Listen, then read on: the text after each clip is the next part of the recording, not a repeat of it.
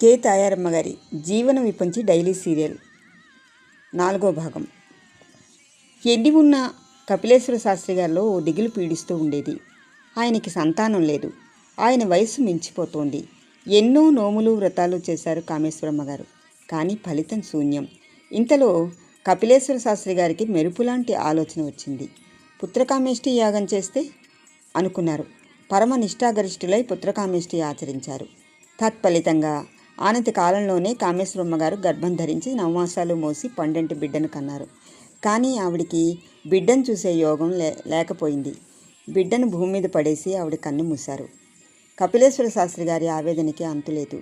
తర్వాత పెద్దల బలవంతంతో బిడ్డకి ఓ తల్లి కావాలని సన్నమ్మగారి మెడలో 3 ముళ్ళు వేశారు. పిల్లవాడికి యజ్ఞనారాయణ దీక్షితులని నామకరణం చేశారు. ఆ పిల్లాడంటే ఆయనకి ప్రాణం. వాణ్ణి కంటికి రెప్పలా కాపాడసాగారు. యజ్ఞనారాయణ దీక్షితులు 3 ఏళ్ళు వచ్చేసరికి సన్నమ్మగారి కాపురానికి వచ్చేశారు. సన్నమ్మగారు కూడా యజ్ఞనారాయణ దీక్షితుల్ని కన్నబిడ్డలా సాకారు. కాలగర్భంలో కొన్ని సంవత్సరాలు కలిసిపోయాయి. యజ్ఞనారాయణ దీక్షితులు పెరిగి పెద్దవాడయ్యాడు. సంస్కృతం, వేదాధ్యయనం మొదలైన వాటిల్లో దిట్ట అనిపించుకున్నాడు. ఇవన్నీ అతను తండ్రి దగ్గరే అభ్యసించాడు. తర్వాత కాకినాడ వాస్తవ్యులు సూర్యనారాయణ ఘనాపాటి గారి ఏకైక పుత్రిక సుభద్రమ్మతో యజ్ఞనారాయణ దీక్షితుల వివాహం జరిగిపోయింది. ఆ రోజుల్లో కపిలేశ్వర శాస్త్రి గారితో సంబంధం చేసుకోవడం అంటేనే ఎంతో గొప్పగా భావించేవారు. ఎన్నో సంబంధాలు వచ్చినా అన్నీ కాదని సూర్యనారాయణ ఘనాపాటి గారి సంబంధమే ఒప్పుకున్నారు కపిలేశ్వర శాస్త్రి గారు. సుభద్రమ్మ విజ్ఞురాలు.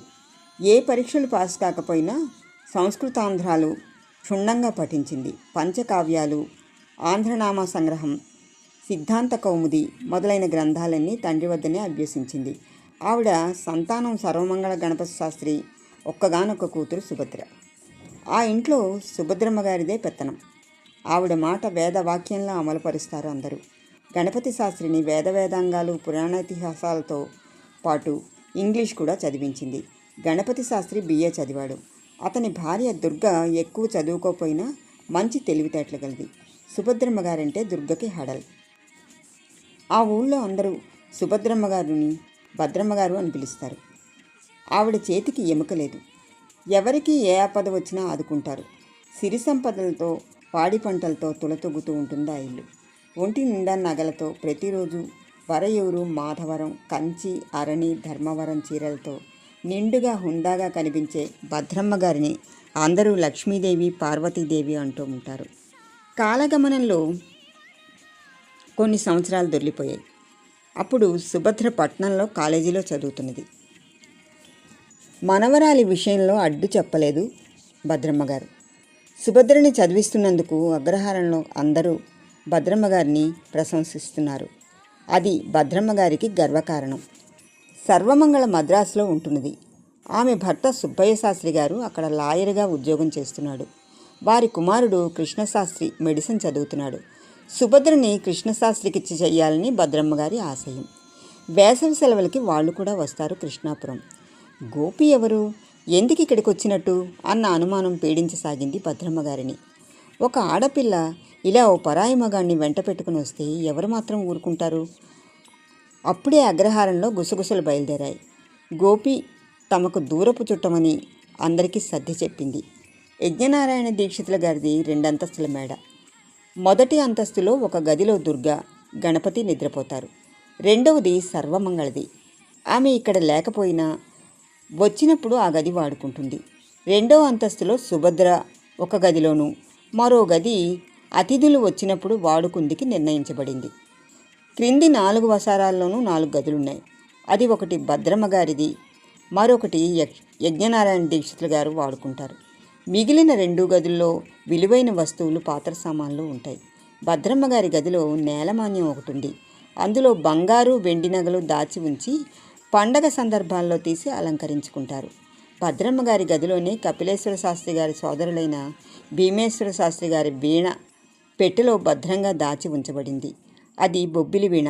అపర సరస్వతీ స్వరూపులైన భీమేశ్వర శాస్త్రి గారి చేతిలో వెన్నముద్దలా కరిగి ప్రవహించేదని ప్రతీతి.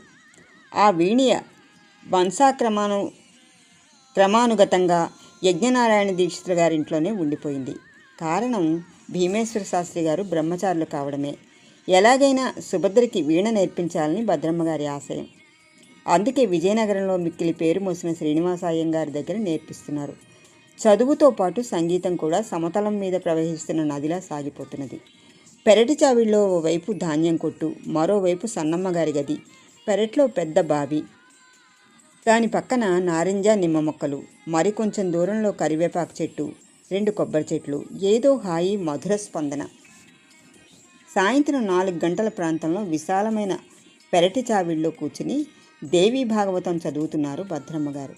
సన్నమ్మగారు చేతికర్ర పక్కన పెట్టుకుని దంచిన వక్క ఆకు నములుతూ గొంతు కూర్చుని పురాణం వింటున్నారు. ఇంకా 5-6 ఆడంగులు కూడా పురాణం వినడానికి వచ్చారు. ఆ సమయంలో సుభద్ర వచ్చి, నానమ్మ అలా వెళ్ళొస్తాను, గోపికి ఊరంతా చూపించాలి అంటూ గోపితో సహా వీధిలోకి నడిచింది సుభద్ర. వెనుదిరిగి వెళ్ళిపోతున్న ఆ ఇద్దరిని చూస్తూ, భద్రమ్మగారు ఈ ఏడు మనవరాలకి పెళ్లి చేస్తారా అన్నారు ఒకరిద్దరు. భద్రమ్మగారు నవ్వి అన్నారు, అంతా దైవ సంకల్పం అని. ఎందుకో గోపి రాక ఆవిడలో చిన్న అపశృతికి పలికింది. సాయం సంధ్య ఎర్రచీర సింగారించుకుంటోంది. ఆ సంధ్యారాగపు తాకిడిలకు ఇసుక రేణువులు కాంతి తరిగిన ఏటిలోని జలాలు మాత్రం ఎర్రబారి తళుక్కుమంటున్నాయి. దూరంగా గుబురుగా ఉన్న సరుగుడు తోటలు కెంపు రంగు తొడిగి వింత సోయగాన్ని వినిపిస్తున్నాయి. ఆ సమయంలో ఏటి ఒడ్డున ఇసుకలో రుమాలు పరుచుకొని కూర్చుని చిన్న చిన్న గులకరాళ్ళు ఏటి నీళ్ళలోకి విసురుతున్నాడు గోపి. ఏటి నీళ్లలోకి కాళ్ళు పెట్టి తపతపా కొడుతూ, గోపి నీకు ఈ ఊరు నచ్చిందా అని అడిగింది సుభద్ర. నీలిరంగు జరీ చీర, పట్టు పరికిణి, అదే రంగు బ్లౌజు, గులాబీ రంగు వాణి, జడగంటలు, నాగరం, మెడలో బంగారు కాసుల పేరు, కాళ్ళకి చిరుసవ్వడి చేసే మువ్వల పట్టీలతో ఓ మహాశిల్పి చేత మలచబడిన శిల్పసుందరిలా ఉన్న సుభద్రని తనివి తీరా చూస్తున్న గోపి ఉలిక్కిపడ్డాడు. సశేషం.